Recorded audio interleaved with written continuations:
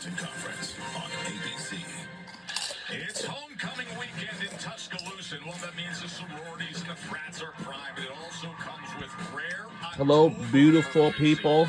Last week's loss at Rocky Top has now created a Welcome to the Saban Field at Bryant Denny Stadium in Tuscaloosa, Alabama. Home of the Alabama Crimson Tide taking on the Missouri Tigers. They have the young, dynamic Ryan Williams ready to roar. It's a matchup of two of the best receivers around. Mizzou's Luther Burden is set to put on a show. Those Missouri Tigers have come searching for a signature win.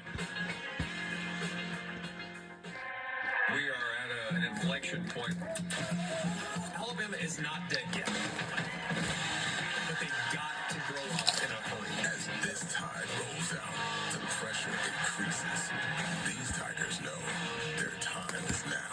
I'm taking this team to the fight. They ain't never seen this before. Two teams, two forces at play. Missouri, Alabama. From Saban Field at Bryant Denny Stadium, we welcome you to the SEC on ABC, presented by Burger King. It's number 15 Alabama hosting the 21st ranked Missouri Tigers. We welcome you to the Bud Light kickoff alongside Jordan Rogers, who's in for Jesse Palmer. I'm Joe Tessitore, and Jordan, I've done a lot of Alabama games in my career. I've never done one where I've introduced them as the number 15 team in the country. You got to go back all the way to the 2008 season opener to broadcast an Alabama game where they're 15th or lower. And look at this when it comes to the playoff situation. The Bud Light Spotlight. Mizzou and Alabama, basically an eliminator this game. And Bama, it's simple to see the difference between winning and losing today. Jordan, every game from here on out is walking the cliff's edge. A third loss will topple them. Yeah, and they've looked like a different team, right? Especially Jalen Milroe in this offense. Since we saw him put that Superman cape on against Georgia and light the world on fire, instantly became a Heisman hopeful and favorite. He's kind of regressed. Hasn't looked the same over the last couple weeks. 4 interceptions the last 2 games. Not his best performance last week. Not on the same page as the superstar receiver, Ryan Williams. Need to see them have a better connection. So Alabama fans and everybody else want to see the version of Jalen Milroe we saw against Georgia today. Now, as for Mizzou, they're a good team, but they are banged up. Everyone, though, is still talking, still buzzing about last week's heroic effort, the movie script-like performance with the comeback from quarterback Brady Cook. Slipped and might be injured. They took him to the hospital to look at the MRI. And he told the team that in the hospital he realized I only got 2.5 games left. There's no way I'm spending it here in this hospital. He's back. What an emotional boost. And I came back, and I just knew we weren't going to lose this game. Not like this. That was incredible. Now the big question becomes, will he be able to play today? Katie George may have that answer for us. Good afternoon, Katie. Hey, Tess. Good news for Missouri fans. Brady Cook will play today. I asked him when he came out on the field for warm-ups, at what point this week did you know you were going to be able to play in this game? He said he knew when he came back in against Auburn last week. He said if I could do that, there was no way I was missing this game.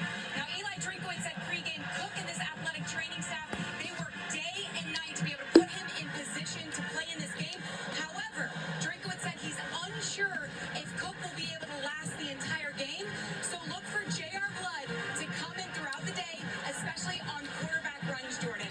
Yeah, look, Brady Cook, and what makes him special is the mobility, and I got a chance to visit with him down there on the field. I mean, what a warrior. Just the fact that he's down there warming up, he's going to give it a go today, but the offense will look different. I think it's going to put a lot more responsibility on Kirby Moore to create easy throws. I call them layup throws, getting playmakers the ball in space. Nobody does it better than Kirby Moore with Luther Burden, hiding them here in the backfield. Look at all the defense, trying to figure out where he is, who's responsible for him, in a layup, easy throw to get your best player the ball in space. This is going to be the game plan for Missouri today. Get the ball out of Brady Cook's hands as quick as possible to your best receiver, Luther Burden, and let good things happen when number 3 has it. That is the situation. Meanwhile, Alabama's won 19 straight SEC home games. It is playoff do or die here in T-Town.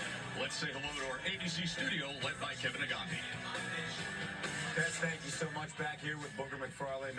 As we get ready for a game, what do you need to see from Jalen Milroe, especially after what we've seen the last 3 games, where he has struggled and he has turned the ball over? Well, just the consistency, because the Jalen Milroe we saw the first half against Georgia, we're talking about the '1 pick in the draft. Yeah. We're talking about Heisman Trophy candidate. And then the second half, and then subsequently against Vanderbilt, against South Carolina, we haven't seen that guy. 4 interceptions in the last 2 out of the last 3 weeks. And so he has to be more consistent. Value the football. This Alabama team is extremely talented, Kev.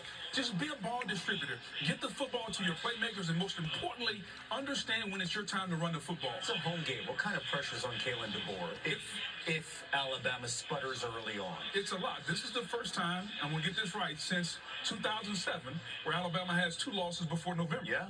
And so this is big. And I don't care who you are or how much confidence you have in your coaching style. When a fan base is not used to losing, and when you're going from Nick Saban to Kalen DeBoer, there is pressure. Think about this. He was wearing T-shirts to the press conference. Yes, he was. He changed that. Yes, he did. That's been changed. So that lets you know the type of pressure, and he's starting to hear things in Tuscaloosa. A lot of things can slide when you win. Exactly. If you lose, Exactly. everything you do is magnified, Yes. especially in that environment. On the other side, Brady Cook, again, at the hospital during the game last week, comes back and leads them to a win against Auburn. What do you need to see? And Kev, he went from hospital to hero to doubtful to starting. all in a matter of 7 days. But he's got to play big. And more importantly, they have to force the football to Luther Burden. This was a running football team last year under Cody Schrader.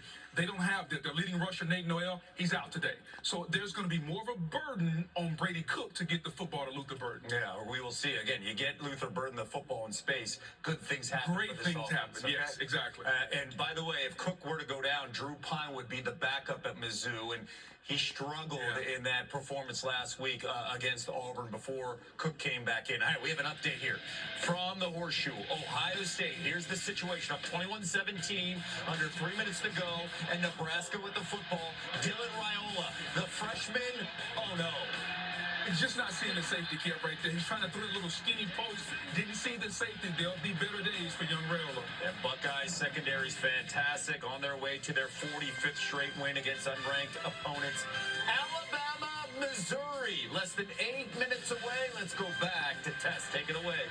Thank you, Kevin and Booger. Saban Field here at Bryant-Denny Stadium, where a younger generation of fans, they do not know what it's like to have mid-season must-win games. This was Coach DeBoer this week. Obviously, a tough loss at 2 now. We just can't mesh right now, the offense and defense together, and play great team football. There's times when we've got to be able to separate ourselves and have that killer instinct. And right now, we don't do that.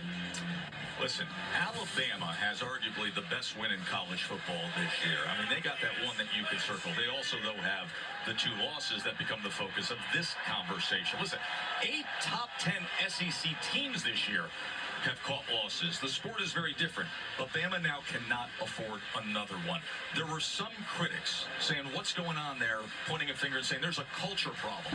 You frame it completely differently, and I think much smarter than that. Yeah, Alabama doesn't have a culture problem. They have a culture transition problem, and it's because they go from a program under Nick Saban that was rigid, structured, where he demanded that standard was met in every aspect of student-athlete life, from walking to meetings, to showing up to meetings, to how you wait, let alone what happened on the field, to a program under Kalen DeBoer that's much more of a player's coach, right? A little looser, wants his guys to be relaxed, wants his guys to want to be around the facility.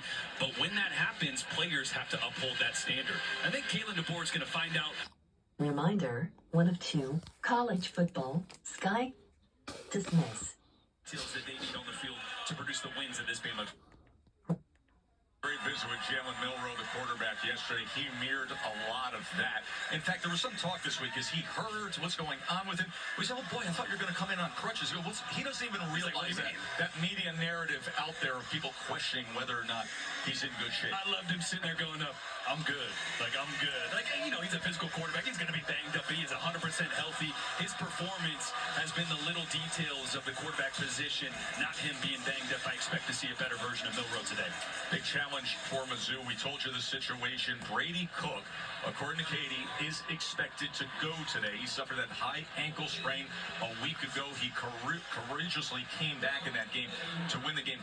What do you think he's dealing with in terms of pain tolerance here? Well, I talked to him down on the field, and it is going to be kind of a pain tolerance and mobility thing that he's just going to have to deal with. And I've had a lower body foot injury as well as the quarterback.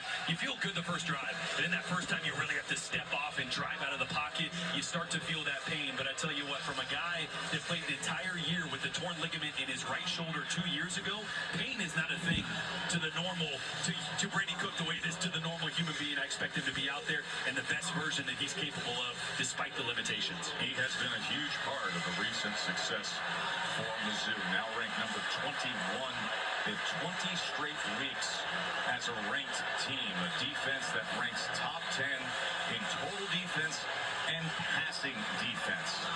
Last time Mizzou played a road game against a ranked team, that was that dismal showing at Texas A&M. Katie is with Coach Drink. Thanks, Tess. Coach, you told us that Brady Cook is going to play today. How does that change your offensive approach in any way, given that he's likely somewhat limited? We're going to cut it loose today. We're going to go attack them and see how the game plays out.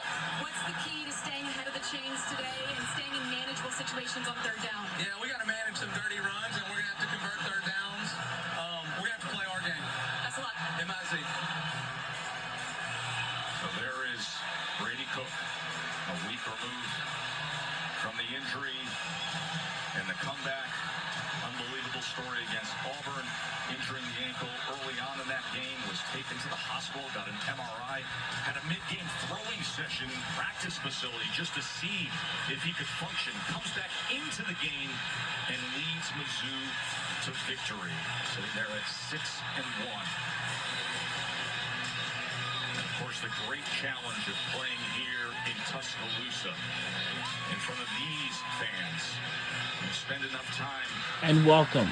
We have some fans from facility, and you will hear the constant chorus of the standard, of playing to the standard. And that standard has seen this program appear in 270 straight poll rankings, the second longest streak in AP poll history. And now you look up and you see 5-2 and that 15 next to the name. It's different, but which way will this season go? Grab a win here today, the big one against LSU, and everything is still in play for the Crimson Tide. Mizzou and Alabama set to get after it as you're watching the Bud Light kickoff. We'll be back after these messages.